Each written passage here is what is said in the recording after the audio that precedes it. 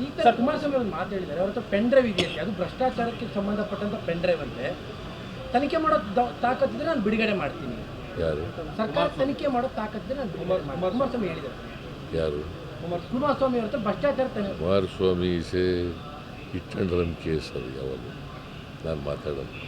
Kumaraswamy is always A hit and run case, ಅದರಿಂದ ಮಾತಾಡೋದು. Sir, ಈಗ ಸರ್ಕಾರ ಬೀಳ್ಸೋ ಬಗ್ಗೆ ಕೂಡ ಮಾತಾಡ್ತಾ ಇದ್ದಾರೆ ಸರ್. ಮಹಾರಾಷ್ಟ್ರ ಸಿಎಂ ಕೂಡ ಮಾತಾಡ್ತಾರೆ, ಈ ಸರ್ಕಾರ ಪತನ ಆಗುತ್ತೆ. ಏನು ಒಂದು ವರ್ಷದಿಂದ ಹೇಳ್ತಲೇ ಇದ್ದಾರೆ.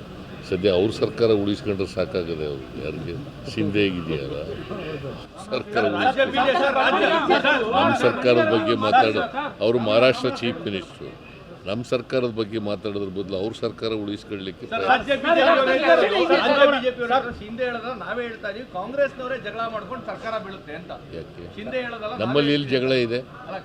ಅಲ್ಲ, ನೀನು ಹೇಳಯ್ಯ, ನಮ್ಮಲ್ಲಿ ಜಗಳ ಇದೆಯಾ? ಅವ್ರು ಹೇಳೋದು ಬೇರೆ, ಅವ್ರು ರಾಜಕೀಯವಾಗಿ ಹೇಳ್ತಾರೆ. ನೀನು ಹೇಳಪ್ಪ ಇಲ್ಲಿ ತಮ್ಮ ಕೇಳಿಲಿ, ಅವರು ರಾಜಕೀಯವಾಗಿ ಹೇಳ್ತಾರೆ. ನೀನು ಹೇಳು, ನೀನು ಸತ್ಯ ಹೇಳೋನು ಅಲ್ವಾ? ಅದು ಸತ್ಯ ಹೇಳಯ್ಯ. ನಮ್ಮಲ್ಲಿ ಒಳ ಜಗಳ ಇದೆಯಾ? ಎಲ್ಲಿ ಒಳ ಜಗಳ ಇದೆ?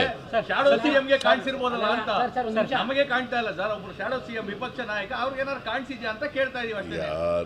ನಮ್ಮಲ್ಲಿ ಒಳ ಜಗಳನೇ ಇಲ್ಲ. ಹಂಗಿದ್ರೆ ಪಾರ್ಲಿಮೆಂಟ್ ಚುನಾವಣೆಯಲ್ಲಿ ಅಷ್ಟೊಂದು ಒಗ್ಗಟ್ಟಾಗಿ ಮಾಡೋಕ್ಕಾಯ್ತಿತ್ತಾ? ಹೊರಗೂ ಇಲ್ಲ ಒಳಗೂ ಇಲ್ಲ, ಒಳಗೂ ಇಲ್ಲ ಹೊರಗೂ ಇಲ್ಲ.